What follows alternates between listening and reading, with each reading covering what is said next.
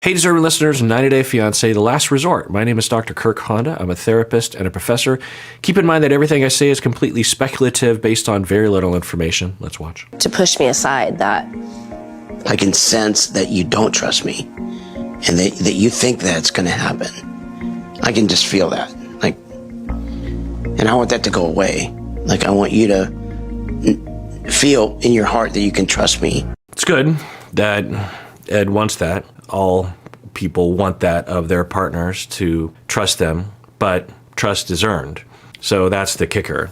And it takes time. And when you destroy trust by lying and, technically cheating, I don't know how they see it, but he was, and I remember during the tell-all being confused as to whether or not they were on a break or not. But I think at the very least he did lie, even if they were on a break. And that's what I remember thinking at the time. I remember thinking, I bet you anything they were having one of their humongous fights, and it was unclear if they were breaking up or not. And he got drunk and started reaching out to all sorts of women, including Rose, his ex. It's not the first time that's happened to somebody when they're desperate and have had one too many drinks. So I imagine that that's what happened, or it could have been. And that's not great, but that could have been a story he could have said, if it's true, right? He could have been like, yeah, but the way that he avoids it and tried to deny it, and I don't know, hopefully they had a conversation after the tell-all about it, but the way he talks about it, it's just like, you're possessive. It's like, well, what? So so he wants her to trust, and that's great, but she would be stupid to trust. That's what I always, I've talked about the frustration, and that's my own issue, but it can be very frustrating working with couples when infidelity, and I specialize in infidelity recovery, both for individuals and families and couples. But the cheater, it can be really frustrating to break through the cognitive dissonance and the denial and the lack of taking responsibility, the lack of acknowledging what happens in situations like this. People, and they've already talked, I didn't include it, but they've already talked about how, and maybe it wasn't even this couple, maybe it was Asuelu and Kalani, but the rhetoric is, I hope the therapist, the psychologist, can help me learn how to trust. And if someone asked me that, I would say, well, it kind of depends on the reason. But if Liz had said that to me, like, help me learn how to trust, I would say, well, there's a pathway to trust. Trust is based on evidence. Trust is not something you just give someone. If you do just give your trust to someone, you're stupid. Why would you do that? Why would you hand something, it's like, for example, when you go to the bank and you deposit your money, why do you trust the bank to hold on to the money for you and give it back to you? Well, not only do you have years and years of doing that and learning that will always happen, the bank will never just take your money, you know what I mean? I mean, not usually anyway. But the deposits are federally insured, right? So even if the bank decided to, or the bank went out of business, there's insurance that will cover the money that you have in the bank, that kind of thing, usually. And so why do you trust? Well, because there's a track record and you ask around, and there's a lot of reasons to trust. When you cheat, there is no reason to trust. In fact, there's a lot of reasons to suspect that it'll happen again, or that it could be happening right now. Not only the infidelity, but the lying, just straight up lying. And then once you're caught in the lie, the complete denial of reality, arguably in the direction of gaslighting, as he's trying to throw up smoke screens and say that she's possessive and there's something wrong with her. So she would be stupid to trust. So if Liz is like, help me learn how to trust, I'd say trust is something you build together as a couple. And that can only be built over time with lots of evidence of someone who does not betray you and puts you at least far enough up on the priority list that they wouldn't do those sorts of things to you. Someone that has been working on their issues such that it'll head it off at the past. There's a lot of talk with a lot of the couples saying that they want to wipe the slate clean, or they want to move forward. And what I would tell them is, you have to look back. If you want things to be better in the future, you got to look back, and you have to start figuring out why you did those things in the past. The first thing you have to identify is what you did, because there's a lot of denial going on, right? So you have to face that, and you have to begin to figure out why you did those things, because the factors, the personality factors, the traumas are still with you today and will be with you in the future, unless there's a lot of time and energy spent on recovery from those things. Anyway, there's also a lot of talk on with Asuelu and Kalani. They were talking about because Kalani's sister is there and is saying that Asuelu needs to tell the truth in therapy, otherwise it doesn't work. That's a myth. People don't need to tell me the truth. People lie to me. I mean, sometimes it's just flat out lying, but sometimes it's not just lying, it's in denial. People are in denial of their issues, or they have a hard time admitting their issues. And so they will see themselves in a positive light, or they'll conveniently forget certain things that happened. A prime example is a couple comes in having fought the night before. Each of them has a completely different story, wildly different stories. Are they both lying? No, they're just distorted. That's a part of therapy. And if I depended on the truth being told to me, and I was going to feel insulted, or I was going to get on people's cases because there's evidence that what they're telling me isn't entirely accurate, I wouldn't get anything done. And it doesn't matter anyway, because I don't need to know the truth. So if Asuelu goes into therapy and doesn't talk about the infidelity, or doesn't reveal everything that happened, there's a lot that can be done in therapy. This notion that, I think what it's based on, I think particularly for Kalani's sister, is that therapy is a come to Jesus moment, or a reckoning with what you did wrong, that therapy is supposed to catch you on the faults that you have. And often it does look like that on this show. But that's not what therapy is. Therapy is designed to help. It's not designed to chastise or to catch people on their faults. Plus, that somehow treats the clients as if they're children, like they need to be disciplined or something. People need to take responsibility for themselves. And if you do therapy well enough, and the clients dedicate themselves to it, and the therapist is competent enough, then the truth will be revealed by the client. The client will eventually want to just volunteer the truth in a way that is helpful. So it's not a matter of extracting for people. So I don't know. I am worried, because this is such so often when I'm watching this show, I'm thinking, boy, wouldn't it be great if they went to therapy? You could probably make an edited video of all the times that I've said that. It'd probably be hundreds of times.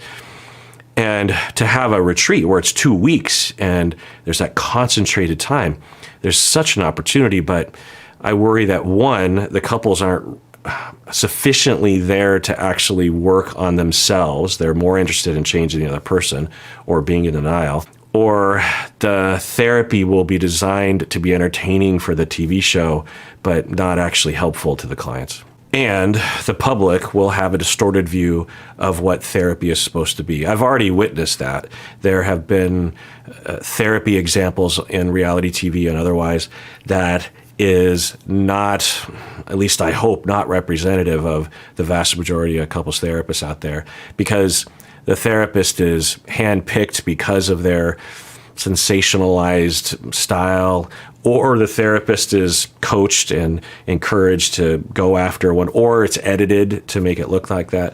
So, because, I want to make the world a better place, and I want the public to have confidence, trust in the therapeutic process. Or this therapy will go against the grain in terms of my expectations, and it will be, I don't know how well it'll work on the couples because a lot depends on them ongoing, but there's a possibility that it'll, I have to have that as a possibility. This could be a show where I watch all the sessions and I'm like, oh my God, yes. So why am I so pessimistic? Hey, deserving listeners, today's episode is sponsored by BetterHelp. Sometimes in life, we are faced with tough choices, and the path forward isn't always clear. And some of you might even be facing a tough choice right now. Well, for me, I like to fully explore all the options. That usually helps me to feel more confident moving forward. And sometimes it really helps to talk with someone and get their perspective and maybe their wisdom. And of course, therapy can help with this. I never planned on specializing in this area when I started out as a therapist, but over time, a lot of clients have come to me when they are facing tough choices that they're having a hard time figuring out what to do. Well, one option worth exploring is BetterHelp. If you're thinking of starting therapy, it's worth giving a try. It's entirely online, it's designed to be convenient and suited to your schedule, and also you can switch therapists at any time at no additional charge. So, let therapy be your map with BetterHelp. Visit betterhelp.com/Kirk today to get 10% off your first month. That's betterhelp, HELP.com/Kirk. I need your whole heart in it. I need you to be committed. Like, it's easy to walk away if I don't feel like your whole heart's invested into it. We keep saying it's our last breakup. We keep saying, Yeah.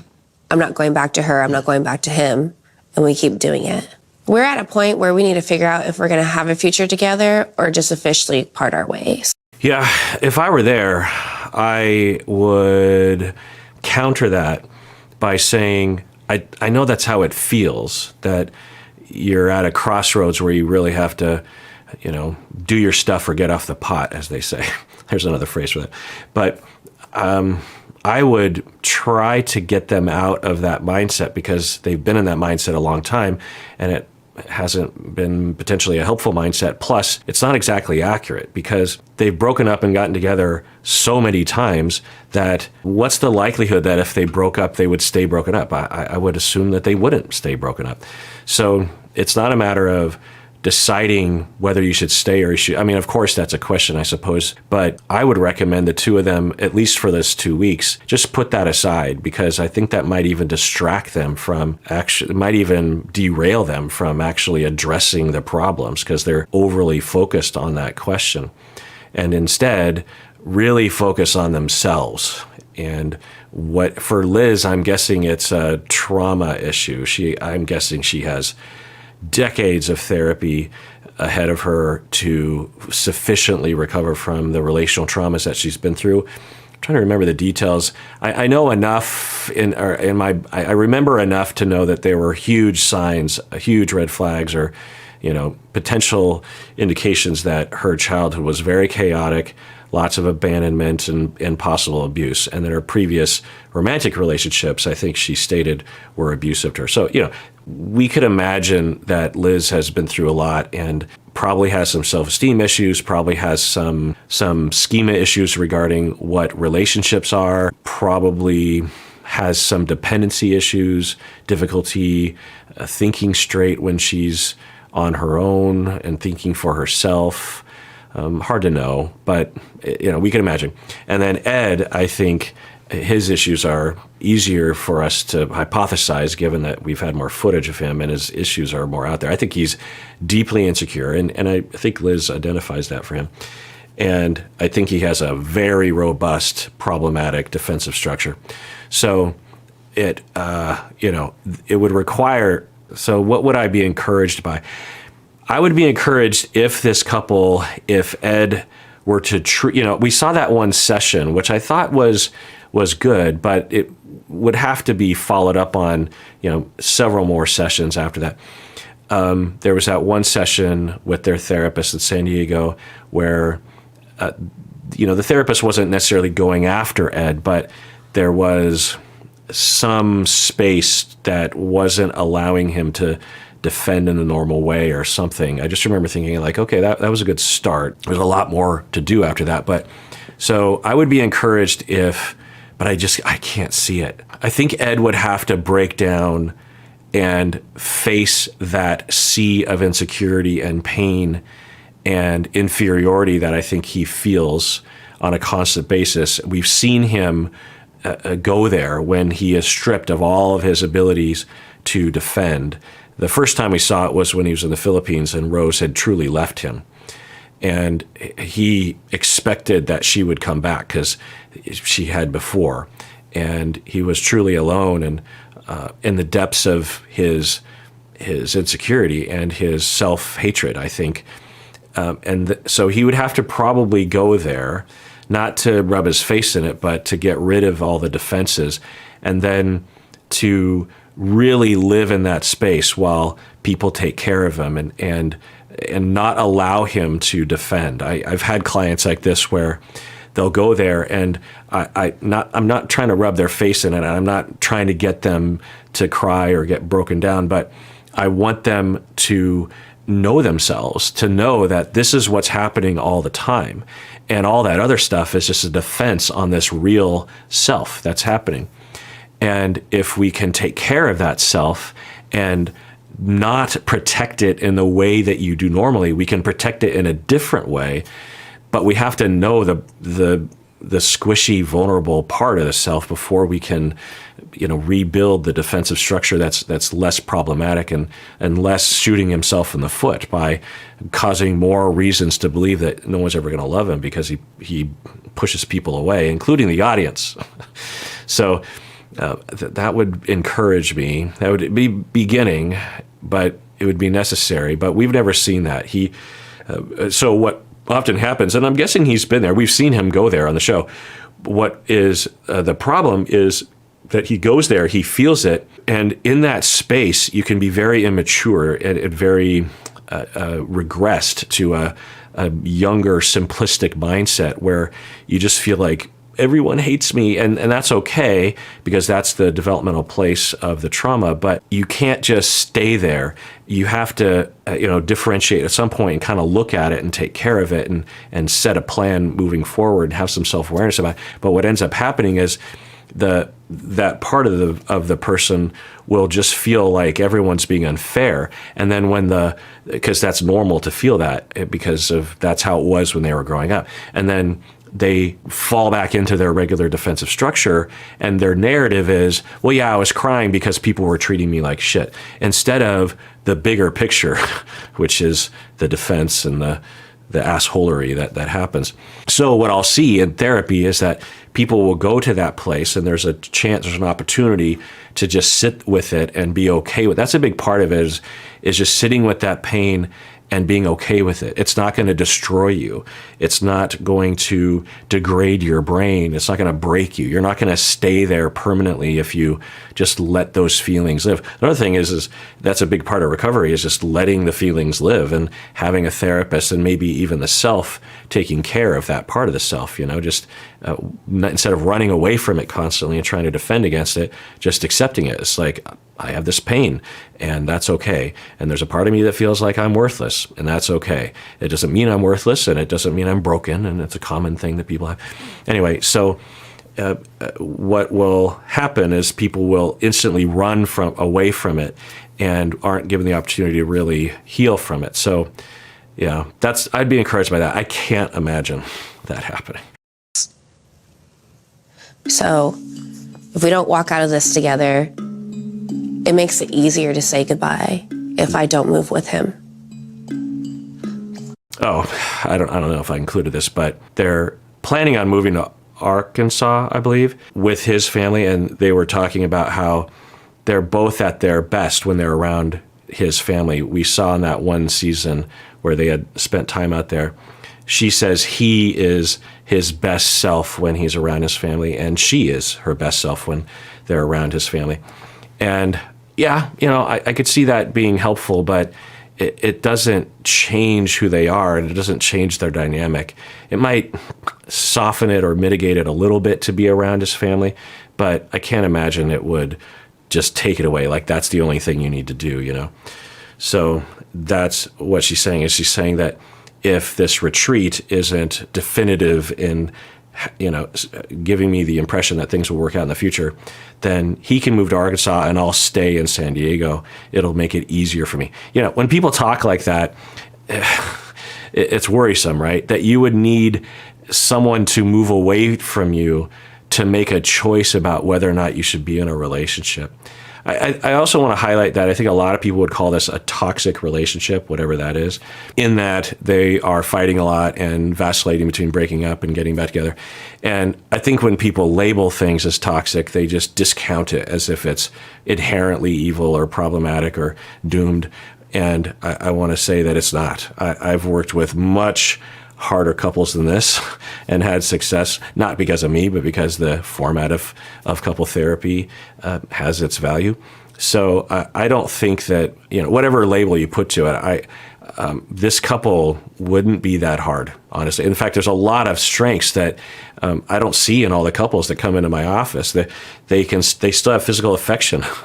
I think they're still having physical affection in the bedroom. From the way they talk, they literally said that they like having makeup sex. The fact that they still have some hope, the fact that they can speak civilly to each other some of the time, these are huge strengths and indicate that whatever toxicity there is, it's not as bad as it could be. And I want to tell everyone out there, if you're in one of those relationships that has a lot of toxicity, as people would call it, it's not doomed. There are therapists. It might require a particular level of competency for a therapist, but those therapists are out there. All right, well, if you didn't know already, we're having our 15th anniversary live show, which will be 15 hours of live content on the weekend of September 16 and 17. At this point, I think the plan is that Umberto and I will be on YouTube live for 8 straight hours from starting at 10 o'clock Seattle time on that Saturday, and then 7 straight hours starting at 10 o'clock Seattle time on that Sunday. Also, if you want to send in your packages, if you want to send in a card or some fan art, which I always appreciate, then you can click below to find the address, or at least go to our website and find, well, I'll just give the address here. Psychology in Seattle, box 214, and then the next line, 1002. So 3 zeros, 10002. Did I give 3 zeros? 10002, Aurora Avenue North, Suite 36, Seattle, Washington, 98133-9334. So send your packages or your cards or your fan art. If you make fan art, it'd be great if you could include if you want me in it, that's fine. It doesn't have to have me in it, but if it does have me in it, include yourself or the other co-hosts or your pets or something, because just me, it just seems kind of, I put the art on my office door usually, depending, and it alarms my friends and family that come over to my house and look at my office door and see just a bunch of my face, which is very narcissistic. So it'd be nice if there were other faces in there. It's just, but only if you care to. And everyone, please take care. And also with the packages, we try to open all of them and all the cards during the live show. So if you want to see that, you have to tune in to the live show. And I usually don't leave the live show up. I usually take it down soon after we do the live show because I am often embarrassed at how shaggy it is. It's not, because after 15 hours, my brain isn't working quite right. So I don't like that being out there. I like to have some quality control. So often you actually have to tune in to see it if you care to. And everyone, please take care of yourself because you deserve it. You really, really do.